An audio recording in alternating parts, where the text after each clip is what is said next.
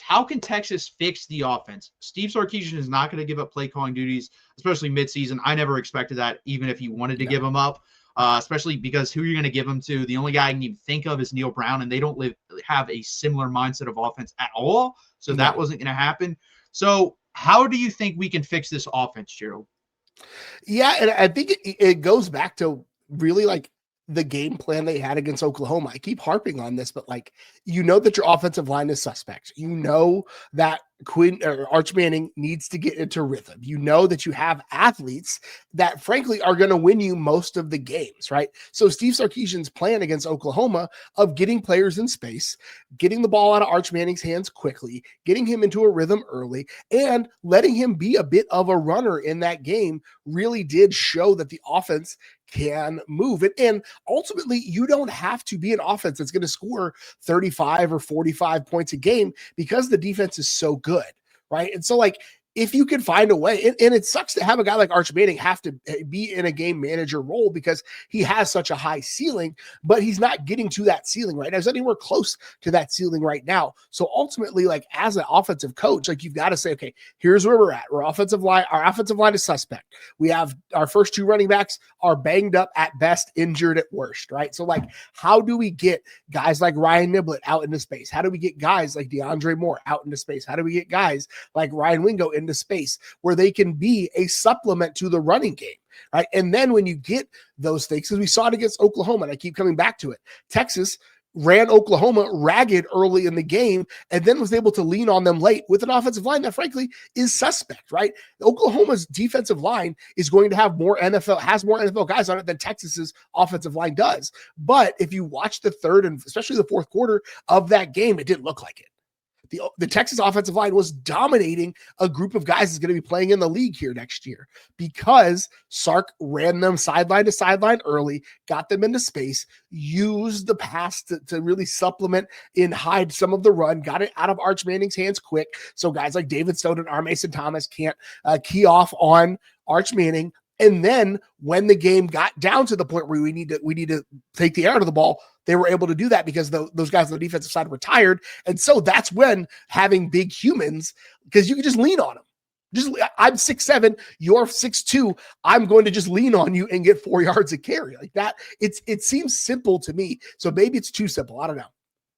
No, I completely agree. I think Steve Sarkisian, like, he doesn't want to give up the play calling duties, but he's also, hamstrung to this idea of what this offense should be and what reality it actually is.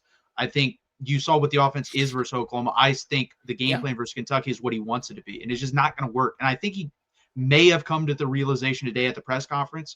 I'm hoping he did, but we've been saying for a while, I've been saying this especially, stop running plays from under center. It does not work. It has not worked the whole year, especially play action from under center. Scrap it. It's pistol and shotgun, especially shotgun. Arch does so much better from out of the shotgun than the other two, but he does okay out of pistol. I'd be fine if you keep that. If you want to take a couple deep shots, fine. But if you're going to do it, max protect and take maybe one a quarter, maybe.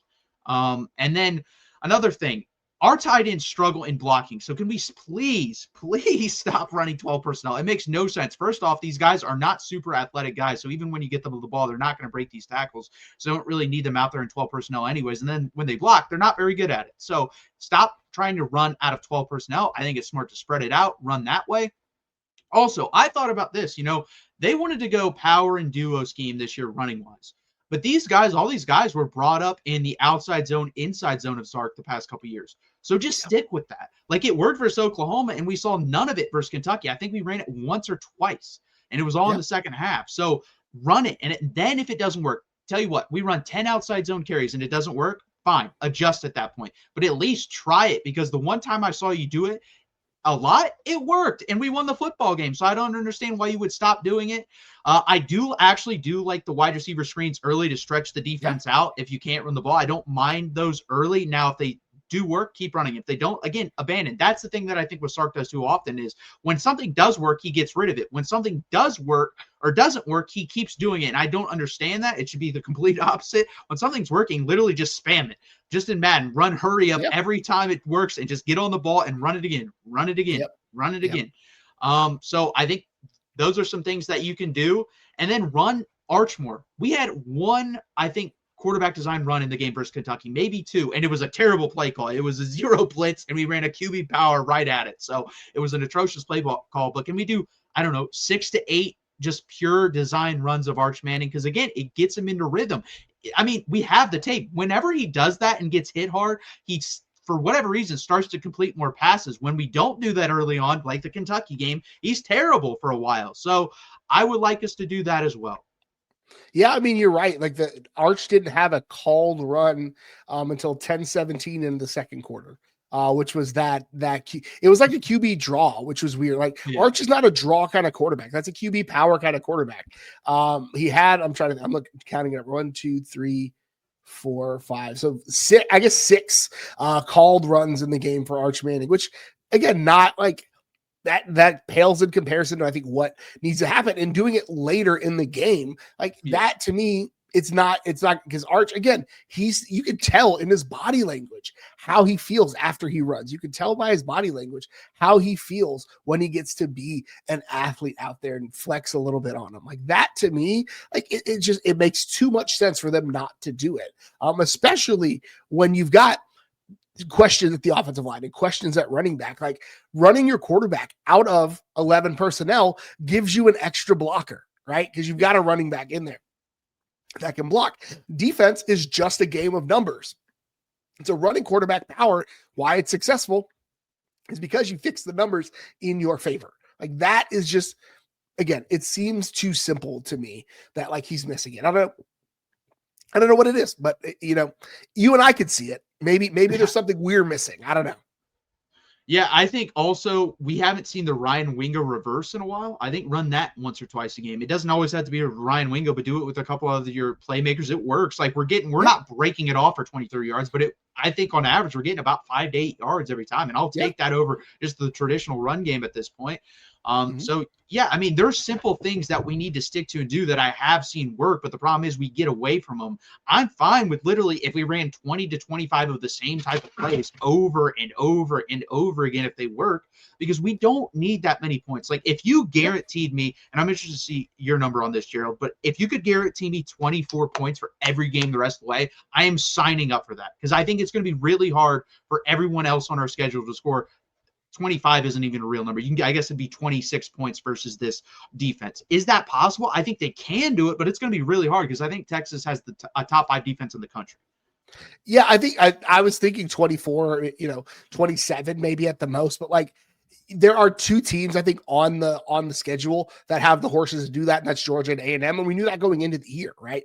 If you could, again, I think about last week's game plan against Oklahoma, like 23 points was enough to win the game because they were opportunistic and they took advantage of the deficiencies. But when you look at like how Sark called the offense, I said it in the post game, Arch had 2 deep shots against Oklahoma, went 2 for 2. Against Kentucky, he had 6. Like, I don't know. He was 1 of 8 on the mid range. So like from like 7 to 14 yards, he was 3 of 7 a week ago, 1 of 8 this year. So there's some parity there, but like having to have him force the ball downfield continually doesn't get him into a rhythm. It doesn't get him into a point where he's feeling confident and comfortable. And I think 24 feels like a decent number. They may have to go up to 27 against Georgia or A&M because Georgia and A&M both have really good offenses. But ultimately, like Georgia's defense has shown that they'll give up some plays. A&M's defense has given up some plays. So like there is that ability to it. But I think you're absolutely right. If you can get, I mean, really, it's a race to 20 in most games against Texas. Like that's really what it is. Yeah, I think there's only been 1 game this year where we've given up more than 14 points. So, I mean, yeah, I agree. I think 20 for most teams, 24, 27 for Georgia and A&M. And also score off of turnovers. The last 4 turnovers, we have scored 0 points. That you can't win football games. Yeah, that too. And listen, turnover luck's a real thing. Like that is not something that you can replicate week over week. So I understand that. But guess what? When you get the ball, you can score off of it once in a while. I'm not saying you got to score touchdowns every time, but hell, I would take field goals at this point. Like 12 extra points in both these games like split up. We're beating Oklahoma by 4 touchdowns basically at that point, and we're not going in overtime with Kentucky. So just be able to move the ball and kick field goals, please. Yeah. And you've proven that you got a kicker that you really don't have to move it that much. Like you got to get him to the 40, maybe the 35 at most. Like, yeah, it's not really that. He's got a good boot on him. Like you don't have to do a whole lot.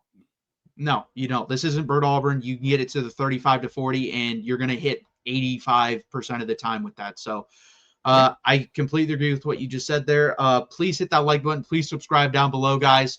That is how we think the Texas offense can be fixed. You let us know in the comment section what you guys think.